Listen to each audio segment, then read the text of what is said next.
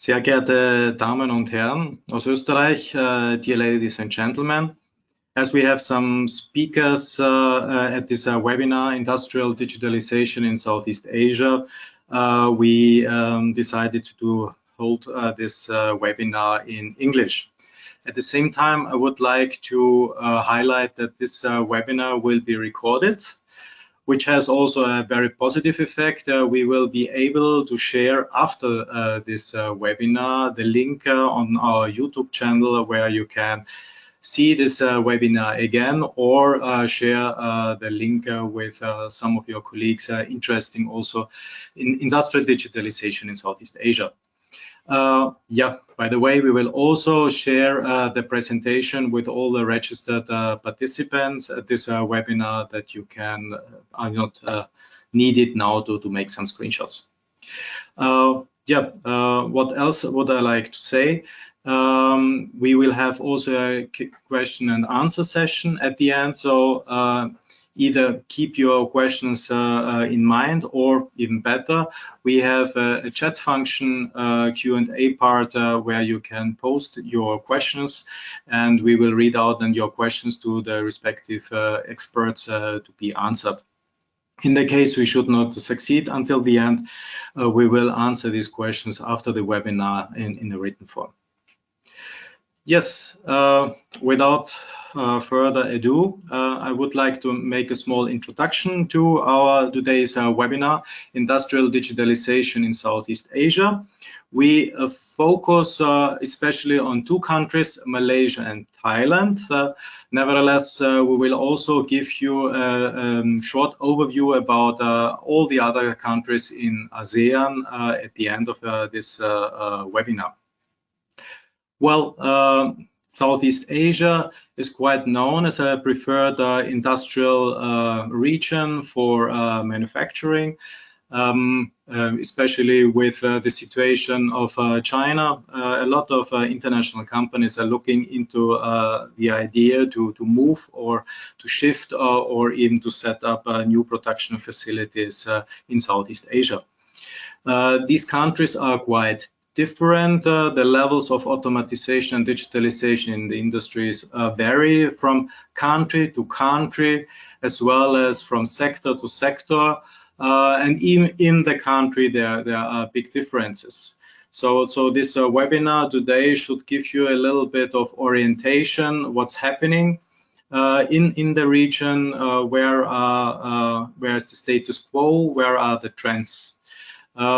One thing I would like to mention is there is higher and higher pressure on the companies to invest in digitalization and automatization in the industry.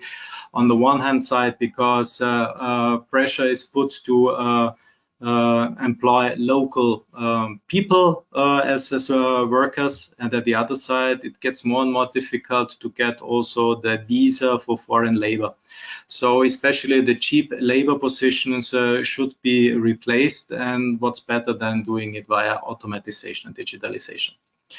That also means for sure that there is a pressure on the university and vocational training centers to train the people on the right level, that they can fulfill these new tasks and responsibilities.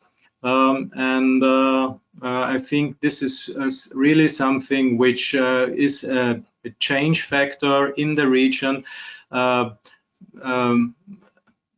asking the companies to invest, to move forward due to the industrial revolution. At the other side, creates a lot of interesting opportunities for technological providers or first movers in this sector in order to set up some business. Yes. I'd like to hand over now to my key account manager, Jennifer Tang. She is my sector specialist for different sectors, also for automatization and digitalization in the industry.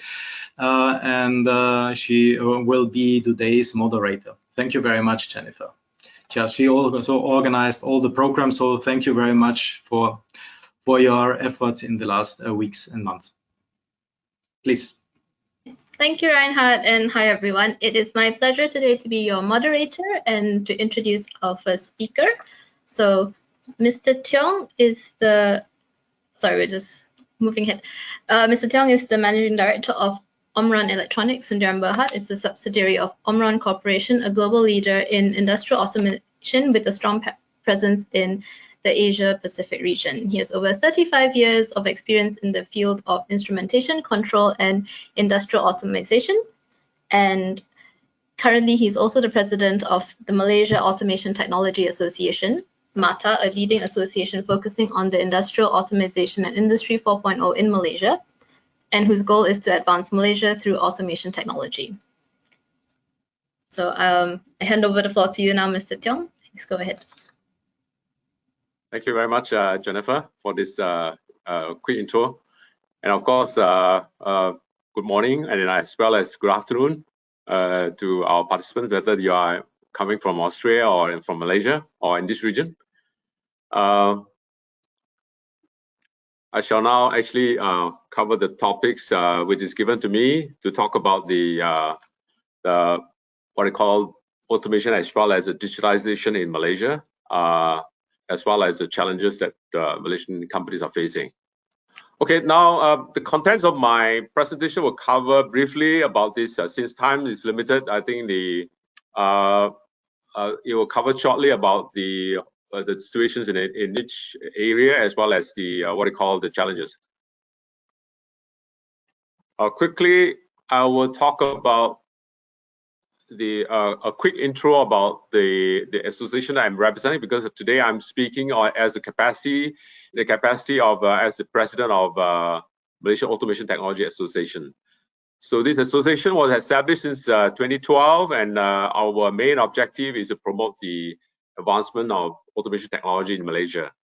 So our members actually comprise the whole automation value chain, covering manufacturers of automation components, assembly manufacturers, as well as vendors, system integrators, machine builders, panel builders, as well as service providers in providing maintenance, commissioning, as well as training, and as well as distribution service. So our members are existing already, our manufacturing SMEs in their Industry 4.0 journey. There's a website link here if you need to know more information about our association.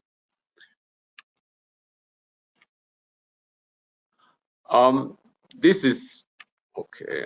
I think there's a lag in this control, but anyway, this slide basically gives you an overview of the currently the Malaysian manufacturing sector.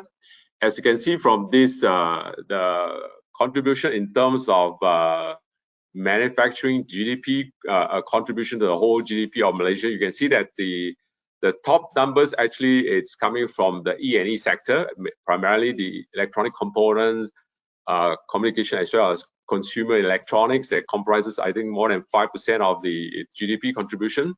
Of course, followed by refined petroleum products and chemical and motor vehicles and food processing. These are the top five among the industry.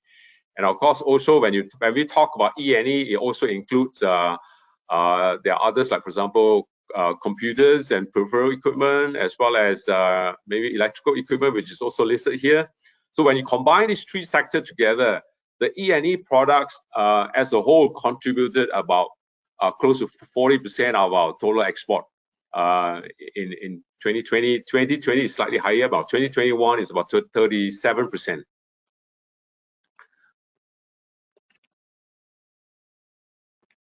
So as you can see from here, the E&E sector, E&E industry has been the key driver of the industrialization of the development of in Malaysia, especially in the northern area, where we have actually started off with barely just 8 companies, where they are mainly starting off with just a very components level of manufacturing way back in 1970. And over time, we have moved on to manufacture a little bit more complex product, more assembly products, including products for for targeting, for example, for computers or PC or hard disks, as well as later into more what we call products, which is catered for mobile devices, even including communication, radio frequency devices, as well as consumer assembly of consumer products. Of course, currently the government has the intention to actually ask the manufacturer to move up to a higher value chain. As you look at, for example, in the areas of related to, for example, cloud computing, as well as also more AI and also autonomous kind of vehicles and smart machine level that is in the future. So right now, I think what I would like to use this slide to illustrate that the E&E sector or E&E subsector actually is a major subsector in the whole what they call manufacturing industries in Malaysia, because Malaysia is currently right now ranked as the #7 global E&E exporters in the world. All right, of course, you can see at the horizontal axis, you can see that we started off with a very labor-intensive kind of industry. Then we move where we are talking about very high volume, low mix, and we are slowly moving into low volume, high mix kind of products to more higher value products in the coming years. In order to understand the automation level of the manufacturing industry, I think it's best to look at for example, the utilization of robots based on the International Federation of Robotics, where this figure presented in 2019, the robot density measured by the number of robots per 10,000 workers.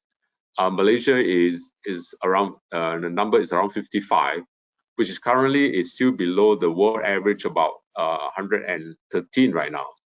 So if you compare against the countries of neighboring countries, like for example China is now slightly higher now compared to before. I think they are now close to 187 robots per 1,000, and of course also comparing to Singapore, for example, it's already reaching it's almost the highest, which is around 918 robots. Of course, comparing to Thailand, we are almost on par. Of course, slightly higher compared to Indonesia and Vietnam. When you look at it from the point of which industry or which sector of the robots been applied, you can see that primarily is actually going into the electrical and electronics sector, and of course automotive and plastic and all that are the others that actually contribute to the consumption of this robots. Okay, so I think talking about this Industry 4.0 initiative, it is very much driven by the Malaysian government under the Ministry of Trade and Industry, where we have launched what we call the Industry Forward, which is a national policy on Industry 4.0 in 2018. And since then, we came up with this what we call readiness assessment, which is targeting especially primary as the SME, the small and medium industries, related in the manufacturing and related manufacturing services industry. And of course, with this readiness assessment, which is available actually free to the SME, of course, they also encourage bigger companies, the large and local companies, to join this program as well. Of course, with this readiness assessment program, those who are able to have gone through this readiness assessment, they're able to actually go for government assistance in the form of what we call the intervention fund, Industry Forward Intervention Fund, which is available to companies, for example, to get assistance, even including what we call 30% upfront for them to start off with the project, and of course later to get reimbursed up to about close to 70% of the total investment. Of course, there's also another fund that is available, which is called the Domestic Strategic Fund, where the amount can be a lot larger, where the total what they call assistance from the government can go up to about 60%. Of course, lately we have also seen that they have MIDA has done this blueprint, which is make it available as a one-page a guideline for industries, which is make it easier for industries to understand, as well as to the steps to be taken in order to move from from automation to data analytics and artificial intelligence in the future. Of course, when you talk about the ecosystem, the technology providers are playing a bigger role, a very big role in this what I call advancement of industry technology. So we have with this Biz Forward, there is a what I call a website set up by this MIMOS as one of the agencies under the Ministry of Science. We have also already recorded about close to more than 200 over technology providers in the different areas, just to illustrate to you the what I call ecosystem that we have in place. As well as when you look at it from as a training providers, at the moment right now we have also many universities as well as skill training centers are offering various kinds of training related to Industry 4 technology, as well as also what I call providing assistance to the industry in this aspect. As well as when you look at the Malaysian manufacturers' point of view, I think, of course, I think the awareness, I think that the government has done a lot to do this what I call promotion to the industries, as well as to not only to the industries, manufacturing industry, but also to the service industry. But generally, that is the challenges that they're facing is, first of all, I think in terms of as an organization and leadership, generally there's a lack of awareness of the needs and the impacts of Industry 4 technology. And of course, also I think there's also not enough understanding of the benefits of the Industry 4 adoption. So generally, that is actually one of the what I call challenges they are facing, because I think partly first of all, the people at the top management level, and of course the other challenges they are facing is because also the business model that they are having right now. I think a lot of the businesses, especially the SME, the business are in the low volume kind of and high mix kind of operation, and in a way that makes it a little bit more difficult for them to automate, as well as of course also very difficult to raise the productivity level, because of the low volume and high mix kind of operation, they have to rely a lot on labor to carry out most of this work. Of course, because of that, at the same time, a lot of our SME especially, there's not enough emphasis on the lean manufacturing, so there has been a lot of unnecessary waste in the process, waste in the processes. Obviously, also I think there's not enough optimization, because they could be having one machine which is highly sophisticated, but at the same time they may not have it to be all connected. So we have processes which are still manual or semi-automated machine in the processes. And at the same time, when you look at it from people and technology point of view, because of our high reliance on low-skill foreign labors, so there has been not enough investment in our talent to acquire more skill and knowledge related to IR4 adoption.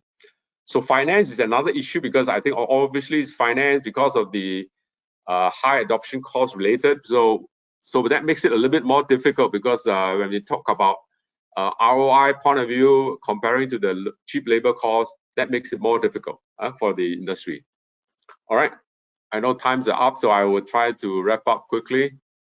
Next slide is this is just another slide to illustrate more from the point of view as the SME, because I think SME, especially under the current COVID situations, they are actually facing a big issue in terms of high cost. Another one, then of course again the lack of digitally skilled workforce, as well as they are uncertain about how the economic situation is going to be.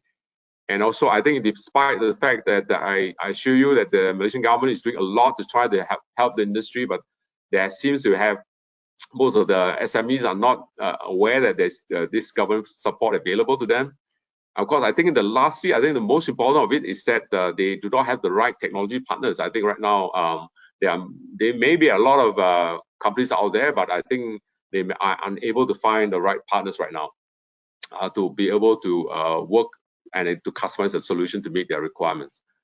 So lastly, I would like to urge, let's say, for example, if there's any Austrian companies who are interested to invest into Malaysia, I think obviously there are opportunities out there, because I think right now, I think there's a serious issue of shortage of workers in Malaysia, because our Malaysian government is trying to freeze the foreign workers intake. And of course, most of these low-skilled workers, we are not able to find local workers to fill these gaps. So obviously, automation, I think, is the only way for these manufacturers if they want to still continue to improve their what they call their business. And another thing is which has been highlighted is obviously the government incentive which is available. Of course, the last is obviously which is already made aware to most people, is that ESG practices are now being demanded by a lot of the multinational companies to companies that are in the supply chain. So obviously that companies in a supply chain like Malaysia, where we are involved, so obviously that will actually drive them to look into more automation as well as Industry 4 technologies to level up their competitiveness. With that, I know my time's up. Thank you so much, Jennifer. Thank you very much, Mr. Tiong. Sorry to cut you off. I know it's very interesting, but because we have some other speakers today, so thank you very much. We will now move on to our next speaker from the Malaysia Digital Economy Corporation, MDEC, which is focused on accelerating the growth of Malaysia's digital economy, ensuring it is inclusive and rewarding for all, focused on key drivers, which is empowering Malaysians with digital skills, enabling digitally powered businesses, and driving digital sector investments. Our speaker today is Raymond Siva, who has more than 25 years of experience in journalism, strategic marketing, and crisis and issues response. He's a sought-after reputation and influence strategist, and he has been promoted to Senior Vice President of the Digital Investments Division after being appointed as Chief Marketing Officer for MDEC. So I pass it over to you now, Mr. Raymond. Please go ahead. Thank you, Jennifer, and thank you for the opportunity to present MDEC's role in accelerating Malaysia's digital economy. Right? Very good afternoon to all of you who have tuned in here today. Can we go on to the next slide, please?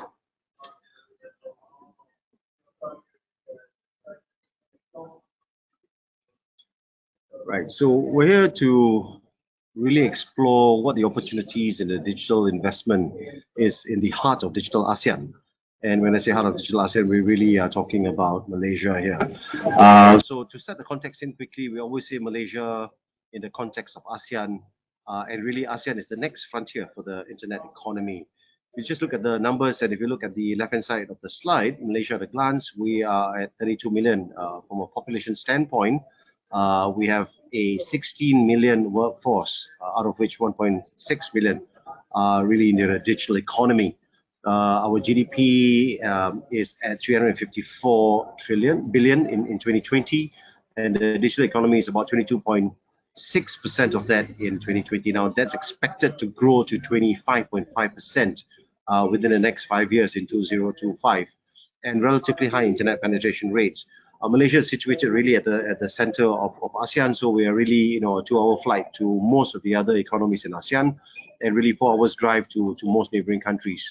Now, the interesting part is we sit within a population of 650 odd million, which is the third largest in the world for digital opportunities here in ASEAN.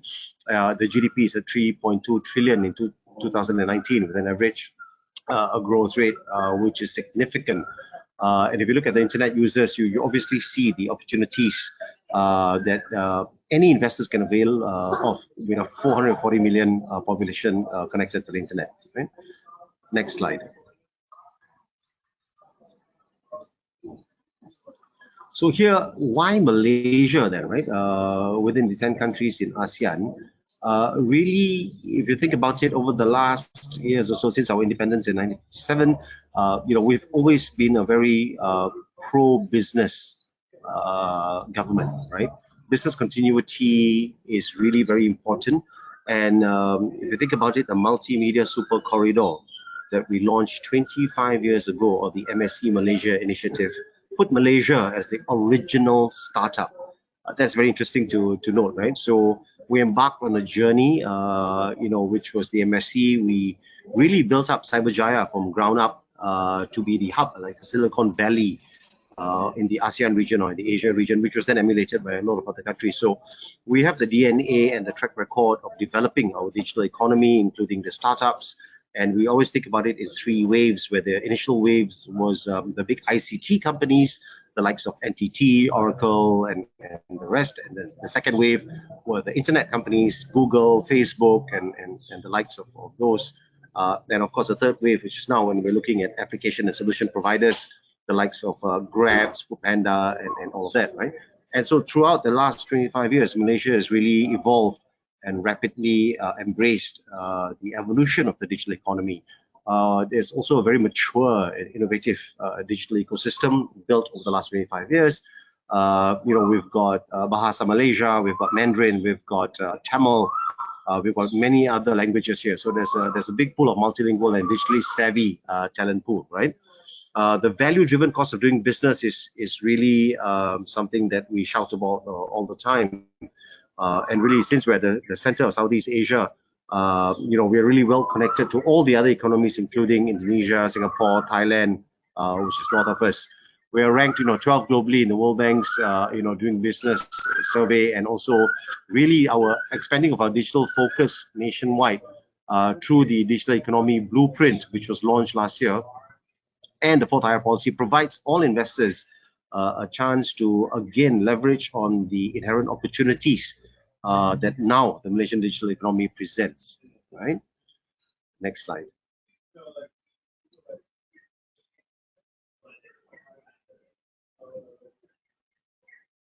So I talked about the MSC Malaysia earlier on, and really the MSC Malaysia has laid the foundation for the nation's digitalization agenda. So very quickly again, 1996 to 2003 in phase one, we really made MSC happen. And the photo there really, says 1,000 words, isn't it? This was a palm oil plantation. There was a lot of empty land. It was really something that we built from scratch, right? And throughout the last 25 years, we really promoted digital adoption. We created a talent pool, really moved up the value chain in terms of high-income jobs, and really transformed Malaysia into a knowledge-based economy. Phase two was really driving that transformation across Malaysia, right? And some of the figures here that we are really proud to share is, total cumulative investments of the last 25 years is 384 billion ringgit into the Malaysian economy, right? Total revenue of 588 billion from the companies that are within the MSC, and knowledge transfer. We have 184,000 jobs created and still here. So really, what are we looking at for the next 25 years is a question, right? And we say that digital is the economy. You cannot separate traditional economy or the digital economy, right? Digital is the economy, right? And this is really very important if you think about it, because everything that we do right now is predicated on how we can use tech and we can use digital to really get more efficiencies from our operations, right? And so with the Malaysian digital blueprint, right, digital economy blueprint, or My Digital, what we are looking at is to increase the contribution of the digital economy to the GDP to 25.5%. I said that earlier on. And we're looking at $70 billion worth of investments over the next 5 years, creation of 500,000 jobs, and to have 2 unicorns in here, right? Either homegrown or to nurture foreign unicorns. But really, beyond the MSC is also to look at performance-based incentives, right? Which can be fiscal and non-fiscal as well as to introduce a new program called the Digital Nomads, really then opening up the entire Malaysia into a playground for the tech talents from around the world to come in here to serve not only companies based in Malaysia, but throughout the world, right? Work from anywhere or work remotely now is the new norm. And we have realized that, and I think with the Digital Nomad program, we are well placed to be the hub for digital nomads in the ASEAN region, right? Next slide, please. Now, if you can hear that sounds, it's obviously work from anywhere. So we have nature and the birds all around making those wonderful noises, right? I also want to say that the My Digital targets are very important. In 25 years, after the MSC was launched in 1996, I think really My Digital Blueprint sets out the digital economy agenda for the country and the aspirations that we want to get from the digital economy, right? And this requires a public and private sector partnership. Both must come together to deliver and to transform the economy as we see it, right? So the 6 key trusts in the Malaysian digital economy blueprint as such: the digital transformation in the public sector, boost economic competitiveness to build the enabling digital infrastructure such as submarine cables, data center, 5G connectivity, agile and competent digital talent. Because I say this all the time. For example, if you're a second-year university student, what's going on in the blockchain scene right now will change dramatically over the next 2 years. So by the time you graduate in the next 2 years and finish your 4-year degree, things would have changed. So how do we stay agile and how do we stay relevant in a super fast evolving digital environment, right? Which requires all these new skills that are coming out almost on a yearly basis, right? An inclusive digital society where no one is left behind is also critical, because we talk about the digital gap, right? The widening digital gap. How do we use digital to be the great equalizer? I think is important, right? So social well-being, economic well-being, for the marginalized members of society is a really important area for consideration for us as we drive the digital economy forward. And really, the final one is about the trusted and secure digital environment. And we talk about, of course, digital identity, theft, and so on and so forth, which can then be solved by cybersecurity and many other programs that we run to create awareness around being safe online. Right? Next slide, please.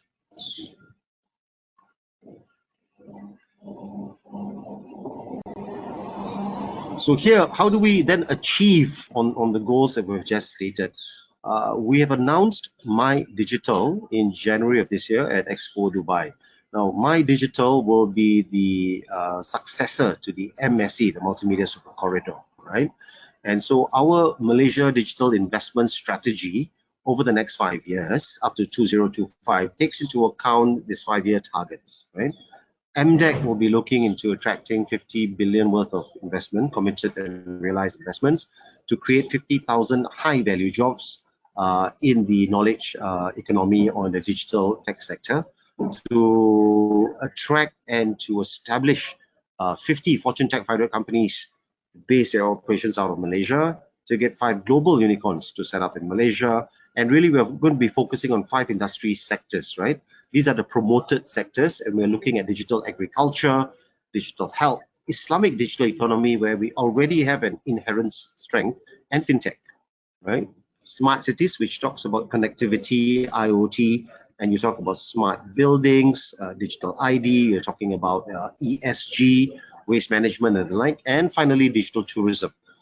This sector has been hit quite badly. So, how does digital help support the growth and continue the momentum of rebuilding tourism, right? The focus tech areas, I think these are building blocks in any country. So we're really focused on attracting investments here. We've got a very vibrant ecosystem around the artificial intelligence, cloud and data centers. Last year was a bumper year for Malaysia.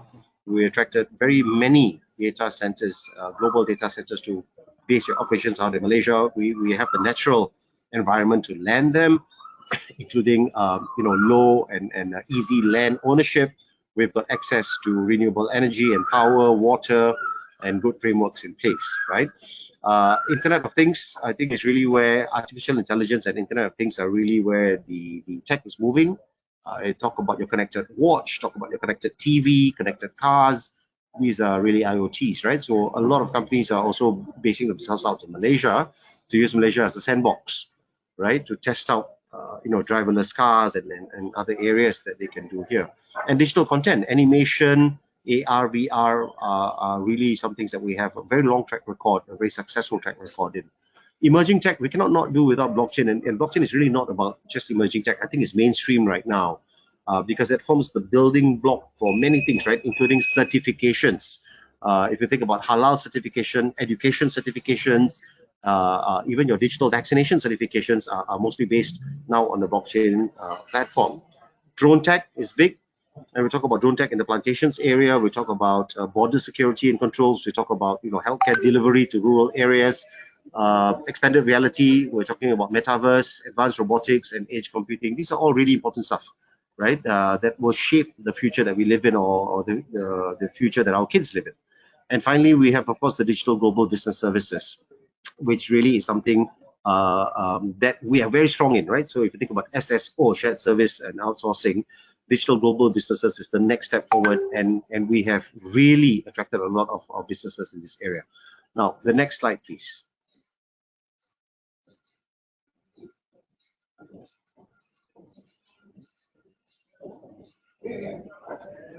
Slight bit of lag, if you can bear with me, we'll change the slide. I'm just going to say that this policy really gels with the national policy of the NIA, the National Investment Aspirations, and also, you know, the other ministries, what do you call that, blueprints as well, right? Next slide, please.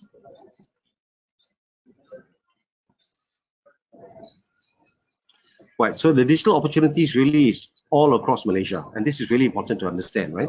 When we talk about the digital opportunity in Malaysia, it's not just about Cyberjaya, Kuala Lumpur.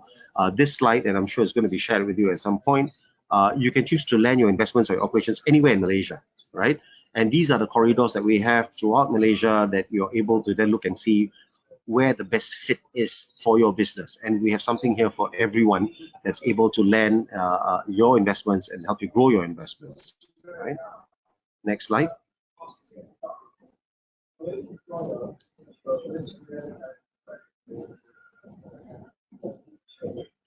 And here again, I want to just stress that, you know, we have to catalyze the new areas of development in the digital economy. And really, there are two things in here that we're looking at. The MSC 2.0 allows really digital companies to be based anywhere in Malaysia. So we're expanding the location requirements. And number two, digital nomad, right? So we want to be the hub for digital nomads in the region.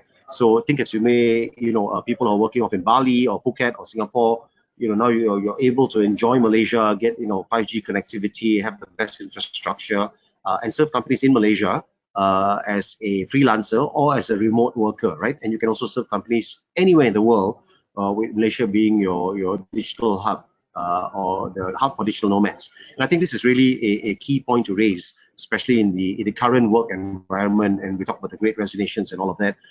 This is a policy initiative that we are driving to ensure that we remain relevant in what is going on in the digital sector, especially the ASEAN region. Okay. Next slide.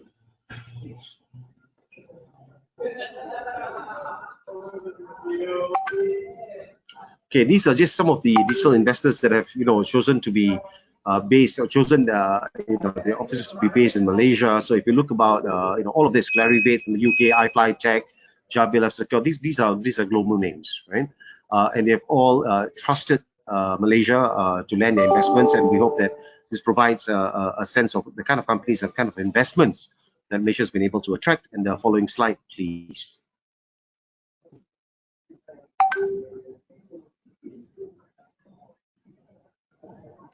And this really, you know, very quickly shows you what MDEC does from 12 o'clock. If we go down, you know, to 3 o'clock, 6 o'clock, 9 o'clock, and back up again, really MDEC is the one-stop digital investment promotion agency.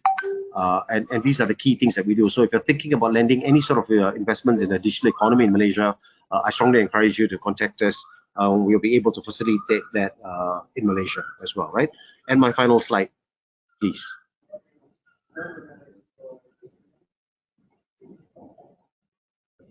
And really, the last slide here, I just wanted to get at is we have the Digital Investment Office, which is a collaboration between MDEC and MIDA. Both are investment promotion agencies. We are a digital investment specialist. They are investment specialists. So if you guys are looking to come into Malaysia or trying to explore any sort of investments here, we really are here as One Malaysia, as a single window for any sort of digital investments into Malaysia. You know, for you guys to have a pleasant experience. To be at the heart of digital ASEAN. On that note, Jennifer, thank you very much. And it's back to you. Thank you very much, Ray, and sorry to rush you, but again, we have other speakers. So I will now hand over to my colleagues in Bangkok, who will do an introduction to Thailand and to their speakers. Very warm welcome from the Advantage Austria office here in Bangkok. Thailand has been very successful over the last decades in establishing its industry, specifically the automotive industry, electrical and electronic manufacturing, and food processing. In order to get the country out of the middle income trap, the government has decided to launch a new economic model called the Thailand 4.0, which has identified a number of targeted industries. For example, talking about smart electronics, new generation automotive, aviation and robotics, automation and robotics, biofuels, biochemicals, and last but not least, they're trying to promote a digital economy. Thailand is offering very attractive investment incentives, mostly to attract foreign investors. In terms of the location, they try to bring all these foreign companies into the so-called Eastern Economic Corridor, which is the region southeast of Bangkok. A number of industrial parks are being established right now, and also a digital park is being established, which shall enable around 60,000 specialists in the digital economy to work and live together. Today we have two speakers from Thailand, one from the government sector and one from private industry. The first speaker will be Dr. Kasititorn Kumparadai, who is the Senior Vice President and Chief Strategic Officer of the Digital Economy Promotion Agency here in Thailand. She will give us an overview of the current situation of the digitalization of the manufacturing sector in Thailand. This presentation has been pre-recorded because of clash of appointments. And actually, we also had to cut the presentation a little bit. So if you want to get more information about government policies and about legal framework, you can see the full version of the presentation on the YouTube upload. So firstly, we would like to start with the presentation of Dr. Kumparadai from the DEPA. So please show the presentation. Hi, good afternoon from Thailand, from Bangkok. First of all, thanks very much for the advantage, Austria Bangkok and Austrian Embassy for inviting me to speak in this digitalization in manufacturing in Southeast Asia, where I will be sharing some of the overview on the digitalization in manufacturing in Thailand. I'm sorry that I cannot be with you on live session, so I cannot answer you directly, but if you have any questions after my presentation, please feel free to email me afterwards. Right, just before we go into the overview of digitalization in manufacturing in Thailand, just give me some kind of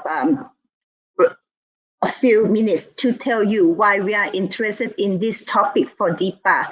For DEPA, we are from Digital Economy Promotion Agency, and we have one of our mission is to digitalize for every business sector in Thailand. So we have a Digital Economy Promotion Master Plan where we, in strategies number 2, you can see that we have a program called Digital Transformation, where we would like to assist firms in all sectors, particularly in SME, to transform themselves using digital technology. And with that, we plan that within our plan, which is a 5-year plan, and it's going to end this year, that we are going to have around 20,000 digitalized enterprise. And with that, we also would like to see what we call the digital density growth.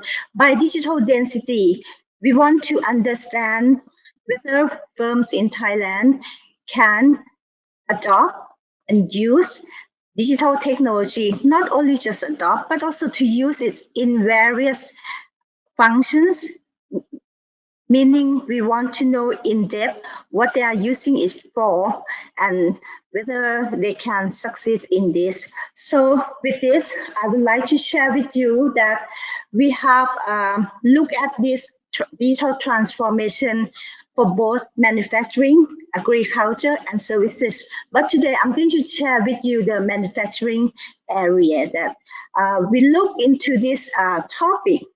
But before we provide any kind of assistance or any kind of program for the manufacturing sector, we try to find information how much adoption the manufacturing industry have in this digital area. We only have this survey from our NSO. It tells us a little bit on manufacturing that for those manufacturing sector, only 20.8% have computers, and around nearly 30% have access to internet. Of course, nowadays you don't need to have computer to access to internet. You can use other medium like mobile phone as well.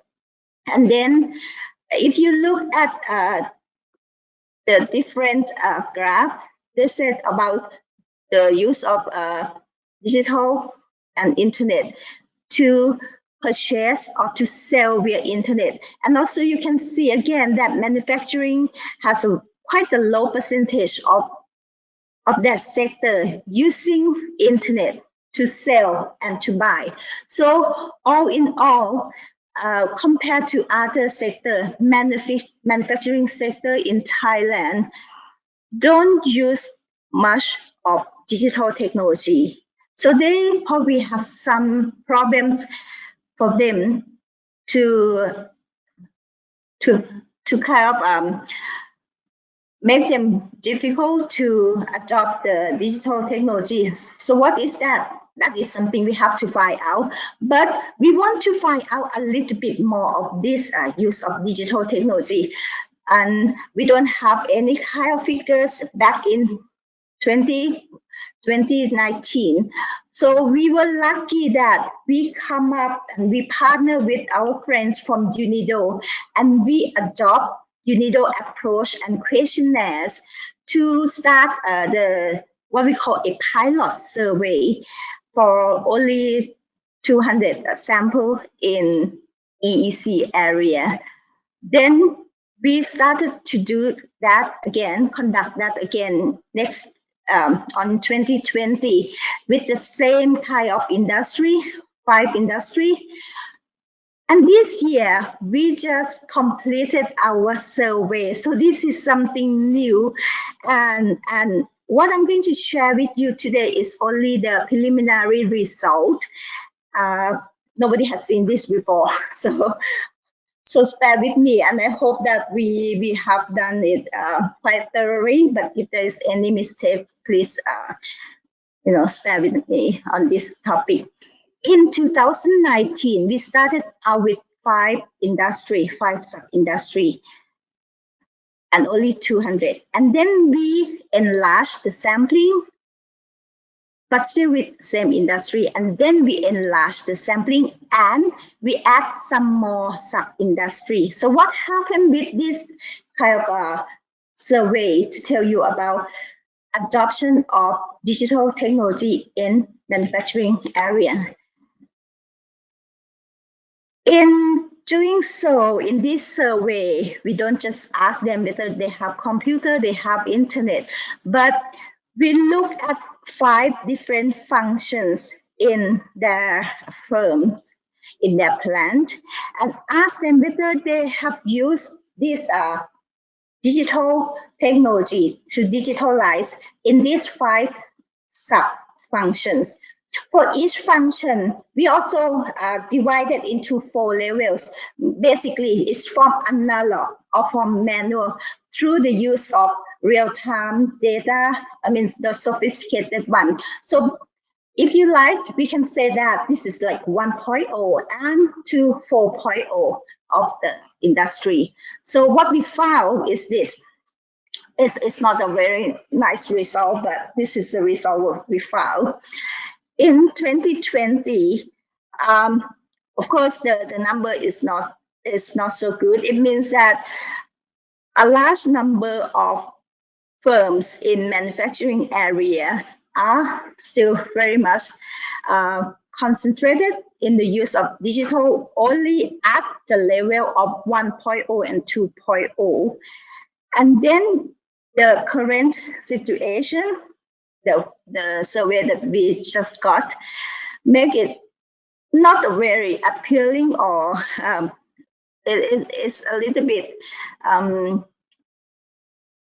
dissatisfaction, because you see that the number has reduced. But for this, it might be because we enlarged the sampling, and most of the sampling in 2021 is small firm. So it's not surprised that most of the firms in manufacturing industry only use digital at the level of 1.0 and 2.0. So this is something that for us is something alarming, is something that we have to concern about. But if you look closely into different functions, you will find that there are some kind of variation.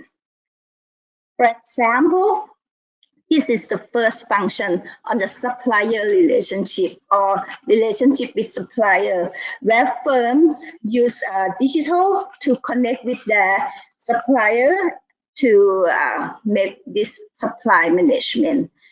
This is surprising. This is the only function that the level of sophistication of the use of digital is higher than the average. For us, it's something that we still have to investigate whether this is true or there's something wrong with the data that we got.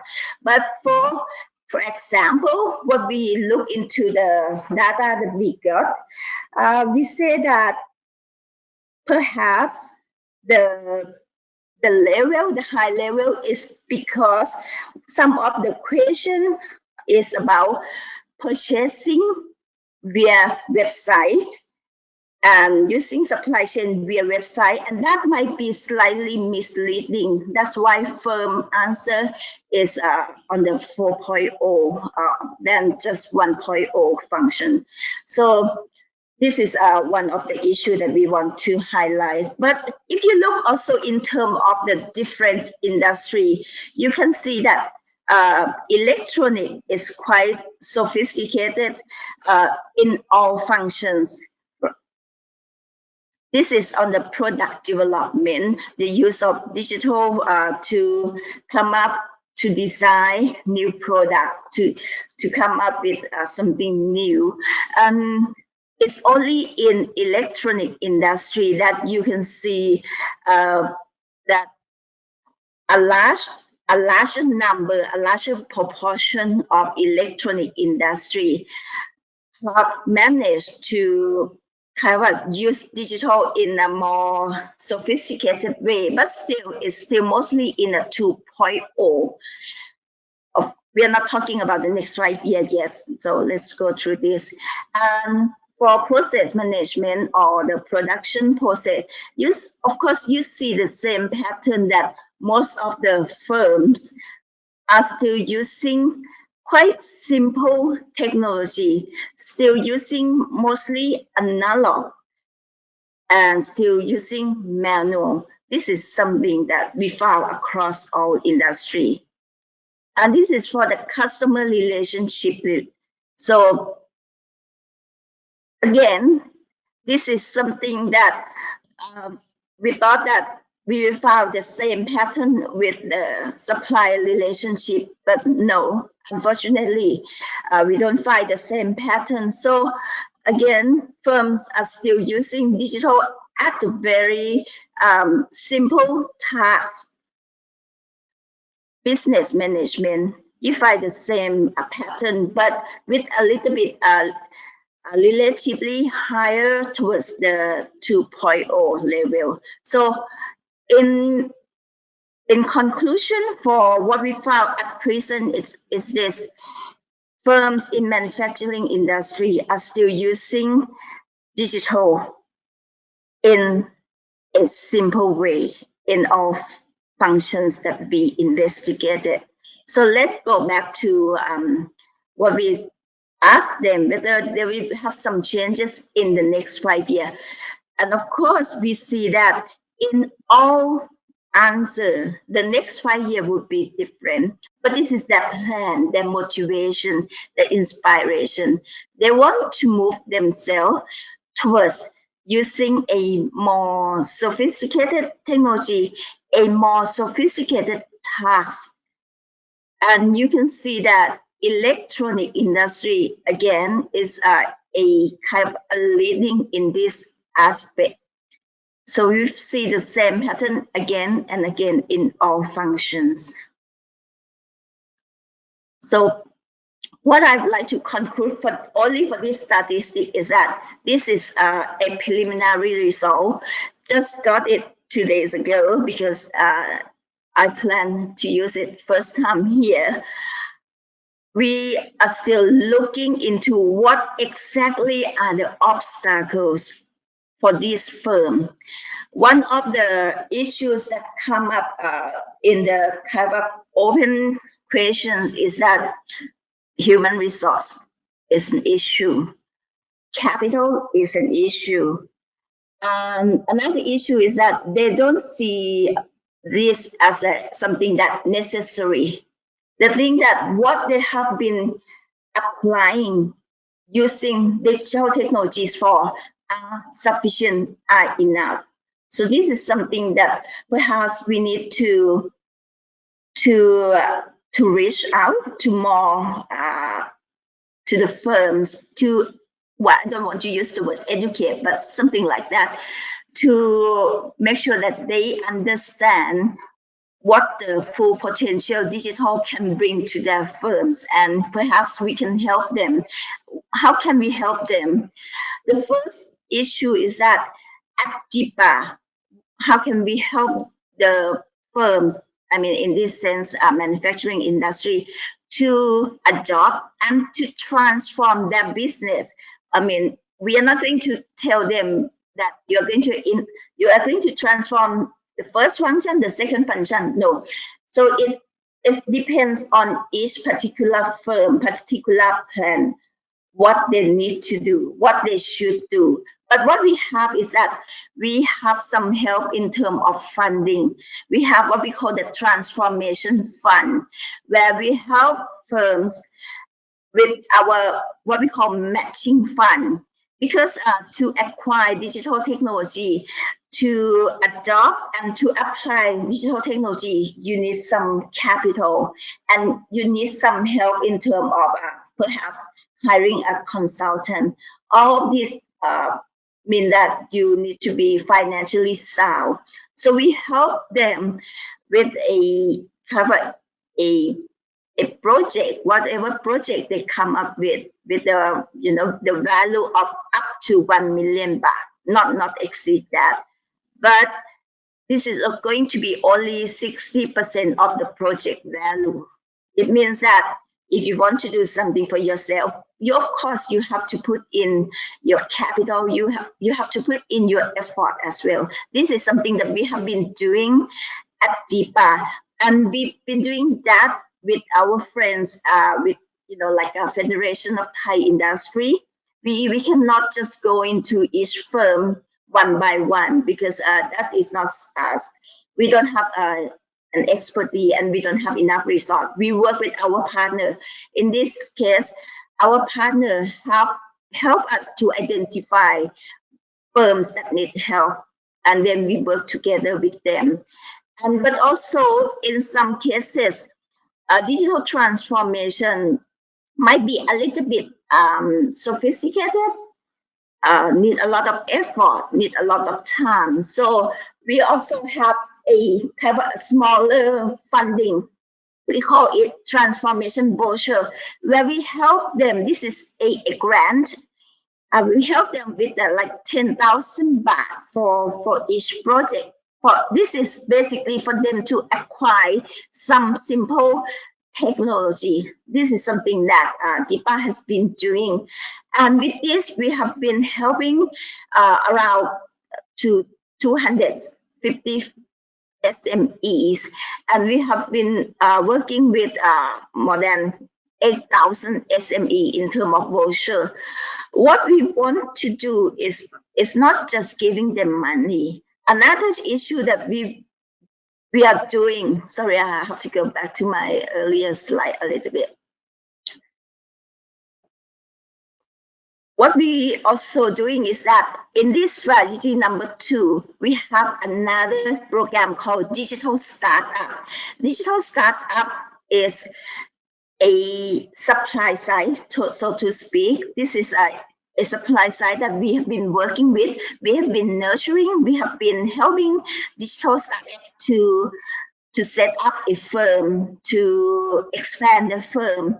But what we do in this sense is that we try to match the manufacturing sector, agricultural sector, and service sector with our digital startup, with our digital providers, so that they can kind of have some platform to link, to share, and then to discuss what is best for them. So in this aspect, we are using our demand side also to generate the supply side, and we hope that the supply side can help educate and to make our sector, our real sector, understand the full potential of digital technology as well. So this is the program that we have been doing for quite some time. Another issue that I would like to share with you is this. We are having our makeup program called Digital Valley. Digital Valley is for us, is going to be part of a digital hub in Thailand. It's a place where we want to build up digital capability in Thailand. It's a place where we want to nurture our digital supply side to make sure that we have this supply side strong, sufficient in order to support our demand side. In this digital valley, we want also to link the small startup, SME in digital, with large firms, with foreign firms. So this is a place where we want to see investment in digital capability. It's not going to be a manufacturing area, but this is going to be a innovative area where we build up our digital capability to help our real sector, and where would be the best place to be. This is the best place to be, which is in EEC. We are going to be located at EEC. EEC is a place where you find a lot of industrial development, a large number of manufacturing industry is located in EEC. So in this sense, it's not only digital that we think about, it's also about physical, because with the physical linkage, the physical proximity, we hope that our digital supplier can help our real sector, starting from the EEC area, but not limited to the EEC area. In order to do that, I know that it's quite difficult and it's challenging, it's competitive to induce investment into the country. So what we are doing right now, we are working with our friends from Board of Investment and from Finance Ministry and from other areas to come up with incentive and privileges. For example, we are trying to push towards a better, more competitive tax incentive. So this is just a starting point. If you are interested in investing in Thailand and you think that, oh, this is not enough, this is there might be something that you would like to see more, let us know. We work on it. Another issue is that because this is about new technology, there are issues, of course, in terms of laws and regulations. So this is going to be a place where we provide regulatory sandbox where you can enjoy and explore new innovation, trying new things. And of course, because it's a new digital hub, this is a place where government already invested a lot in digital infrastructure, and you can be ensured that our digital infrastructure is it's very competitive, it's world class. Other issues that we could help you is on when foreign firms coming in to invest in Thailand. Of course, you have trouble in terms of you have to deal a lot with different offices or perhaps some kind of papers, documents. So we hope that this place is going to be a place that we can help you with our one-stop service, and of course to help you with bringing in your personnel into the country as well. So this is what we are doing in terms of our digital supply side. But if you back at what I just told you about the statistic, is that we still have a lot to work on, and I'm going to spend more time to look at this new statistic that my colleague come up with and see what is the problem, because after a few years of having a digital economy policy, a few years of having Thailand 4.0 policy, we are obviously from this statistic, we are still struggling to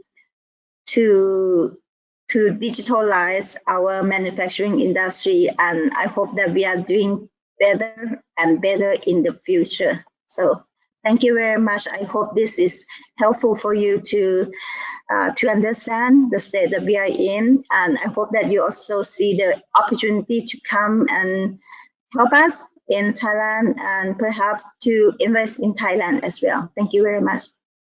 Challenges and opportunities in digital transformation will be the topic of our second presentation from Thailand. Egils Rubenis is the founder and CEO of Integration Works Asia Company Limited, which is an Industry 4.0 solutions provider and cloud integration specialist in Thailand and ASEAN. I'm very much looking forward to get now some also practical examples from Thailand. So please, Egils, the floor is yours. Hello, everybody. Thanks for having me today. Yeah, my name is Egils Rubenis. I'm from Integration Works Asia. We are a platform provider. We developed over the past years here in Bangkok a platform called Octopus. Let me quick check if I can change the screen. Yeah, okay. So I will walk you on a high-level overview through digital transformation industry 4.0 IIoT, explaining some of the challenges what we saw over the past years, and giving some explanations to solutions to these issues. And we will walk through practical customer success stories, three from the industrial sector, and if there's enough time, also to a smart city approach and in the medical sector. Oh, come back one moment, sorry.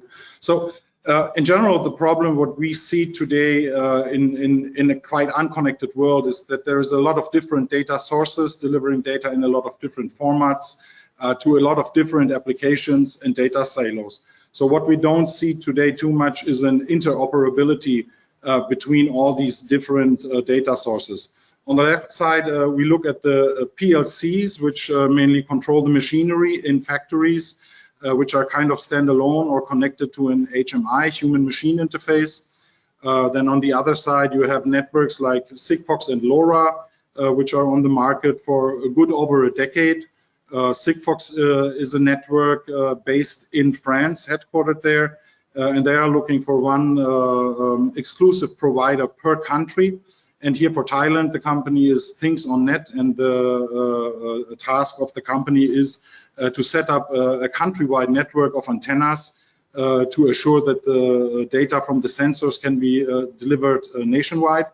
LoRa is a little bit a different setup. It's also available globally, but you will find most likely like telecommunication companies operating the LoRa network. For example, here in Thailand, we have AIS and True. And then companies have sensor data also collected on servers in their companies and connecting those again to different applications. So what we see here that mainly for Sigfox and LoRa, where you're more in the commercial sensors like fire alarm or temperature sensors, air quality sensors, these kind of sensors, that everybody has a small application, but there is no possibility of exchanging these kind of informations in one platform. And that's why we came up some years ago. We started developing here in Bangkok the platform Octopus, which is industry agnostic, so you can run all kinds of sensor data there. The aim was to have an affordable, especially for SMEs, a platform. It's available globally, operated on Amazon Web Services. And as we were sitting here in Thailand developing here, our aim was also to have it speaking Thai, English, and German. So what we did there, we developed the SaaS platform, and then we started connecting all the systems around, like PLCs. For PLCs, there are edge devices on the market now for $200, $300 each, which of course speak different protocols like Modbus, OPC UA, Profinet, and we developed a gateway which transforms all these languages into one meta format to push it into the platform.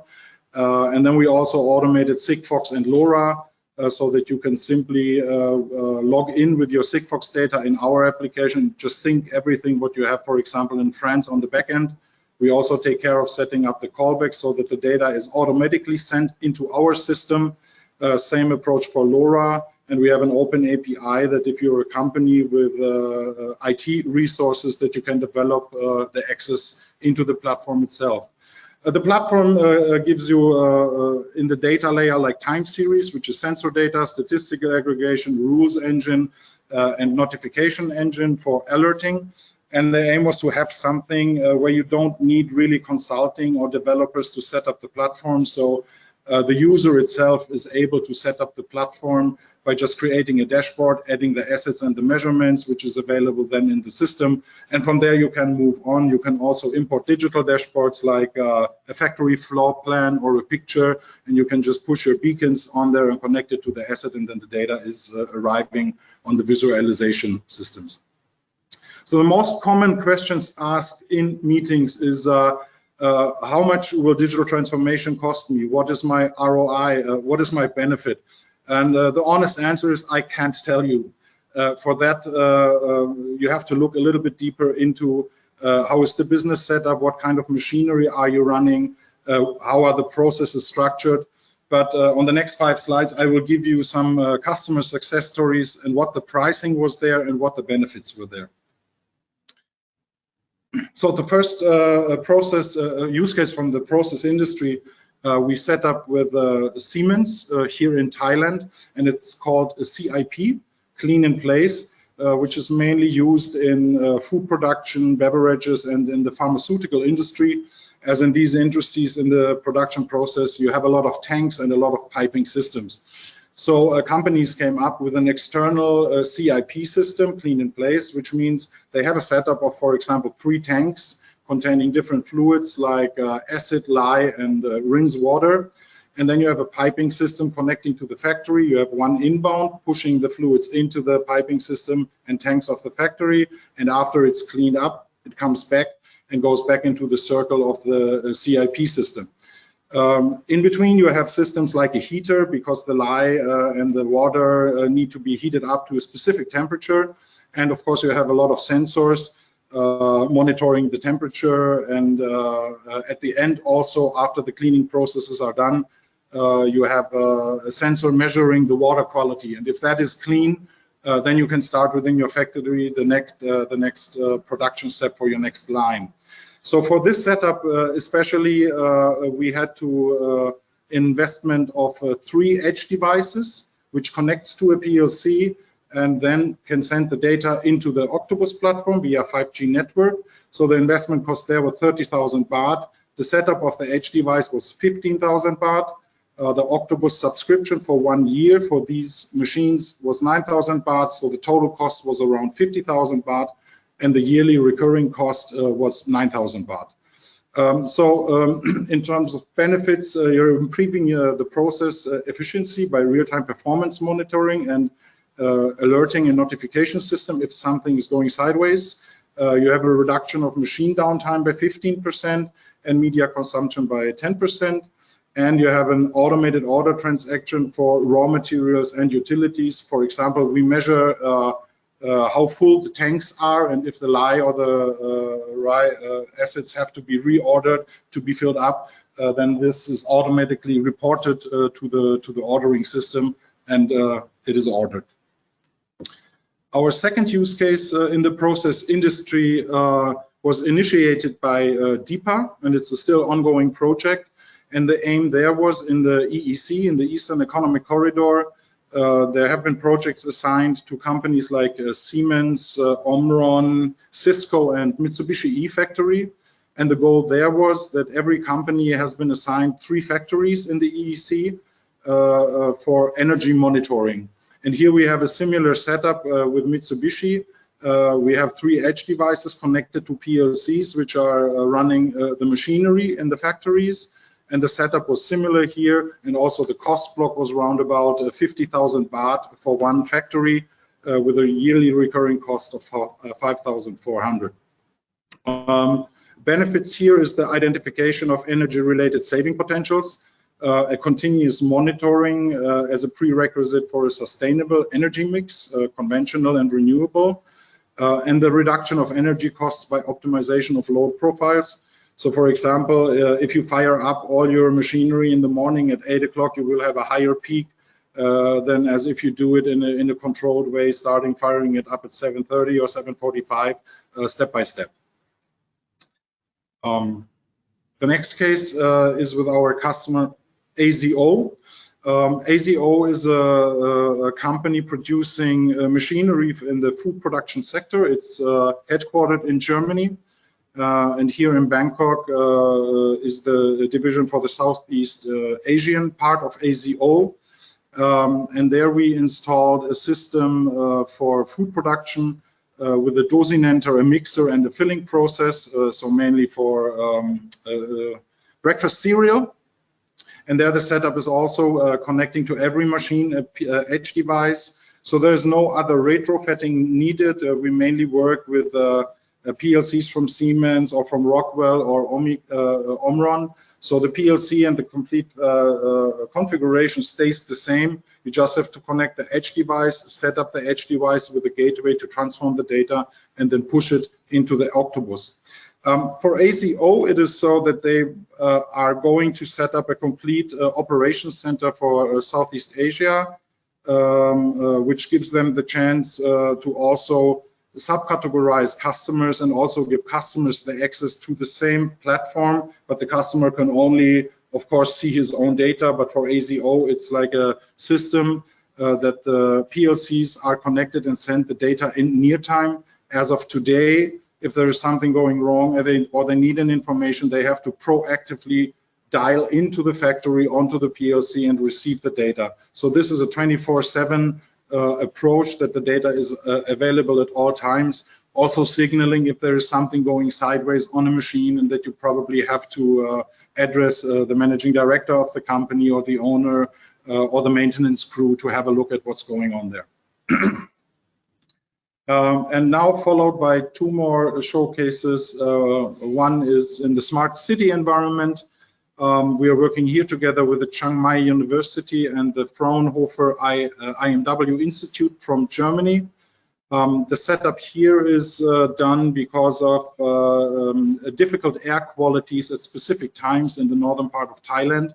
And what the CMU wants to measure with that is how is my air quality indoors when I have a bad air quality outdoors. And for this pilot setup, we have 16 air quality sensors and 16 energy consumption sensors. which are a bit more expensive than the previous ones. And the sensor installation, so the sensors were around 320,000 Thai baht. The setup in the locations was 9,000 baht. We are transporting the data through NB IoT, which is 32,000 baht per year, and the Octopus again is like 3,840. So you come up here with a total cost investment of 360,000 and a yearly recurring cost of 35,000 roughly. So benefits, the story is integrated strategy to increase the indoor comfort of urban living of homes, increasing the importance of domestic environment as a living and working space, and improving the domestic well-being and public health quality of life. So if you see on your cell phone, Octopus is available on cell phone as well. If you see in the morning that the air quality is on the same difficult level as outdoor, then you might probably be thinking about buying an air purifier or something else. Coming to the last slide, this is a customer or customers in the medical sector here in Bangkok. We are running the project here with our partner ThinkSonNet, who is the Sigfox network provider here for Thailand, and it's operated in several hospitals here in Bangkok. And the setup is mainly for monitoring hospital vaccination storages. For one room, we used 5 air width temperature sensors, which is at the cost of 60,000 baht. The sensor installation around about 1,500. The Sigfox airtime for data transfer 3,600, and the Octopus IIoT for 1 year for 600 baht. So the initial cost for the setup is around 65,000.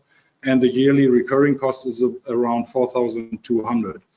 Looking at the base price of a vaccine dose of 800 baht, if you store around 100 doses in the storage, it is a goods value of around 80 million Thai baht. And the vaccines need to be stored at a temperature between 2 to 7 degrees. So what we did, we receive all the data in the SaaS IIoT platform. You set up a rule that as soon as the temperature hits 3 or 6 degrees, you give out an information on a line group or on an email to the management and to the maintenance crew that there's something going sideways. And then somebody can go down into the storage room and just check out if an aircon has failed or somebody accidentally left the door open or what else the reasons might be.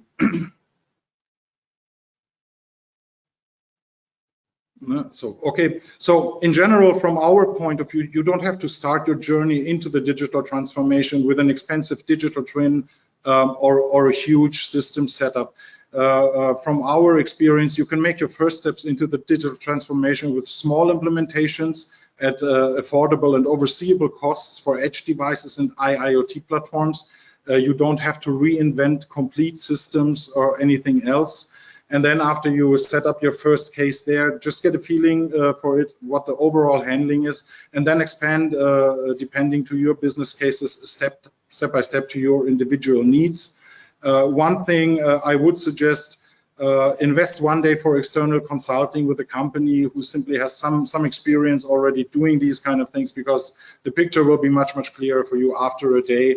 Looking for what might be the easiest and the cheapest approach to make the first steps. So it is not about a complete setup. What is digital transformation? I think we are stepping into it step by step, make small steps, and then finally at some point come to a complete system for yourself. Okay, thank you very much for listening. I will get back to Günther or Jennifer. Yes. Hi, sorry. Thank you very much, Mr. Rubenis, and thank you to all our speakers for the great insights. So I will now move on to our presentation of trends and opportunities for Austrian companies in ASEAN. So a general trend that we see in Southeast Asia is the rise of adoption of new technologies due to the effects of the pandemic. Digitalization has become increasingly important for resilience, and most businesses in the region have aligned accordingly. So per a study done by the World Economic Forum and SEA Limited, 87% of MSME owners see digitalization as important for economic recovery, and up to 74% of them have digitalized their tasks. So here you have a general overview of the status quo of each country.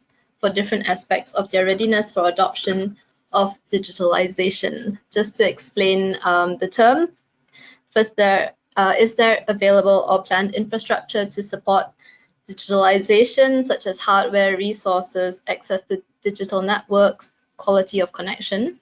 How is the connectivity in the country for internet, mobile, 4G and 5G penetration? As you can see, Southeast Asia is generally very well connected.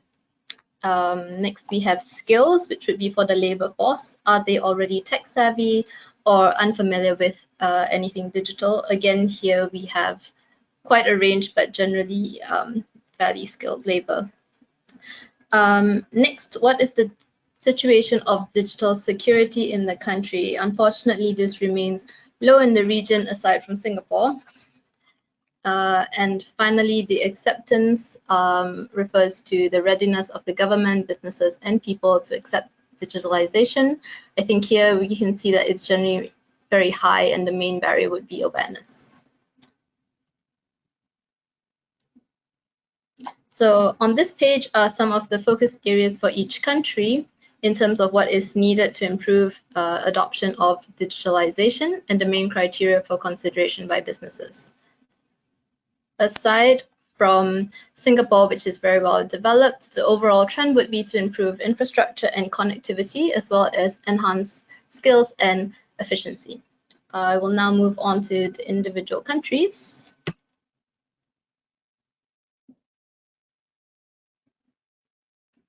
Sorry, the lag. So in Malaysia, as covered by our speakers and in the previous slides, Malaysia is well positioned for digitalization of its manufacturing sector.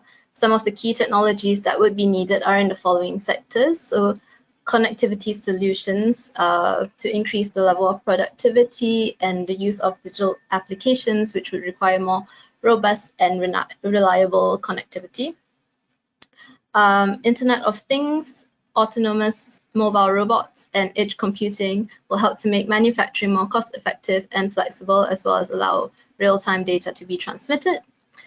Artificial intelligence, virtual reality, and digital twins improve data insights and predictions and visualizations of projects to save time. Data analytics and predictive maintenance would allow adjustments to be made to optimize performance, predict demands, and prevent faults. And finally, digital security is a key concern for many countries and is one of the main challenges in Malaysia. We generally have good access to digital infrastructure and devices, but costs may be prohibitive for more advanced technology. And the biggest challenge overall would be to assure the digital security, as well as reskilling and upskilling local workers. Next, I will move on to Thailand. So Thailand is the 10th largest automotive producer, which would see Toyota, Honda, and Mitsubishi among some of the key examples. As seen in the examples given by Mr. Rubenis earlier, large-scale factory producers are moving in the direction of automation despite the cheap human resources. Thailand's food industry is another example of large manufacturing, as seen with AZO, whether it is filling machines or sorting processes, sensors and smart machines are necessary for the digitalization of this industry. Due to the high temperatures and humidity in Thailand, the field of energy efficiency is particularly interesting due to the application of smart technologies. And generally speaking, it's not just the machinery, but also sensor technology and solutions of interconnectivity between sensors that are a prerequisite to help leap forward in the digitalization of manufacturing in Thailand. Next, we will move on to Indonesia. Indonesia has acknowledged the importance of digitalization in the manufacturing industry. The Ministry of Industry has published a strategic plan for human resource development and competence to ensure readiness for IR 4.0. For these purposes, the ministry has built a digital capability center as well as innovation and human resource development center Industry 4.0 in Permata Hijau, which is an area in Jakarta. Focus areas for technical competence development that are relevant for Austrian companies would be Internet of Things, so sensors, actuators, hardwares, networks, coding, programming, and app development. Big data, which includes data analysis and cybersecurity, also data warehouse and advanced databases. Artificial intelligence, robotics, information systems, and microcontrollers, augmented and virtual reality, technology, cloud computing, which includes infrastructure, platform, and software as services, digital production manufacturing, in particular flexible manufacturing system and additive manufacturing, and finally in vocational training.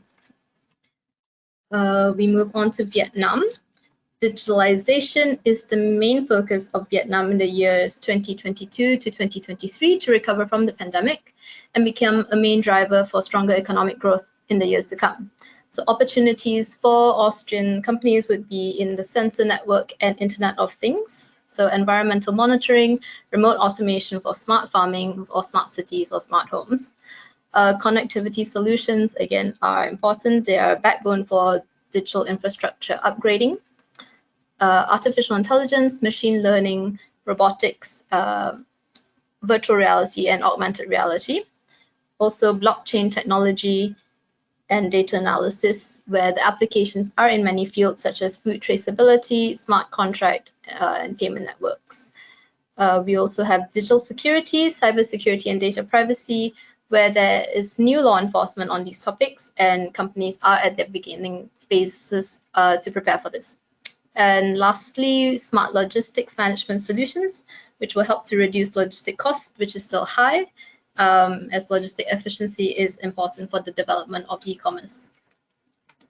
For the Philippines, the roadmap of the Department of Science and Technology by the Philippine Council for Industry, Energy, and Emerging Technology Research and Development has identified the following technologies to drive the development of IR 4.0. So that would be big data, data mining, and data analytics, for example, just-in-time and optimization applications, degradation and performance prediction, and predictive maintenance.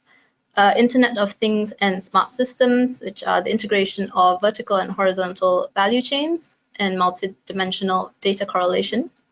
Cloud computing, such as remote operations management and scalability for SMEs, and robotics like modular production, autonomous logistics, and cobots. And finally, digital twins to allow process visualization through augmented and virtual reality, and digital prototyping and refinement. Last but certainly not least, we have Singapore. Singapore is obviously highly developed in its digitalization, and while its manufacturing sector is a small but growing sector.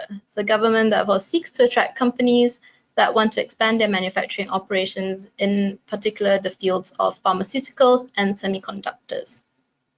Grants and training are available for such companies, and you can find out more at the website on screen, which is for the Infocom Media Development Authority, a statutory board in the Singapore government that seeks to deepen regulatory capabilities for converged Infocom media. We now move on to the Q&A portion of our webinar. If you haven't done so, please submit your questions in the Q&A box and we will address them to our speakers. For any questions that we do not manage to reply now, we will get in contact with you via email. To see so much information given that everybody's happy with that, what they received. Yeah.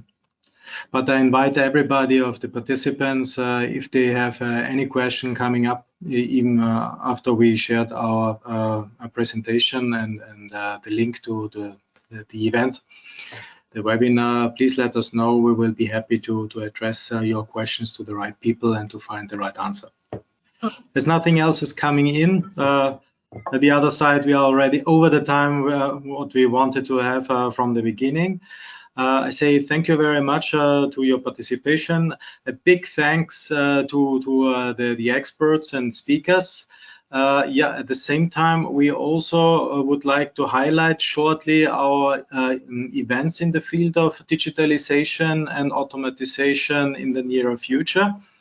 We have we are working on an industrial digitalization report, which should be finalized in September. rightly before our Austria showcase in the field of industrial digitalization at the end of September this year in Malaysia, in Kuala Lumpur. We are also in the process of preparing a delegation from Malaysia to Austria, kind of incoming mission in the next year, 2023. So I think from my side, I'm finished. I think there are some other events in Vietnam. I think Jennifer, you have a little bit more information about that. Yes, so we'd just like to share that our colleagues in Vietnam also have an industry focus on machinery and industry supplies. So companies interested in Vietnam should reach out to our colleagues in Ho Chi Minh City. While the dates are to be confirmed, they will also have an industry report on machinery and technology needs. They will also have their own webinar and a trade mission on industrial supplies and technologies coming up at the end of this year and the beginning of next. We have not received any questions, so I would like to again thank all our speakers for their time. Thank you very much for participating, and we will get in contact with you if we receive any questions after this. And also thank you to all the attendees for your patience and for staying on this long. Thank you very much and have a good day. Thanks a lot and goodbye. Stay safe and healthy. Bye-bye. Thank you.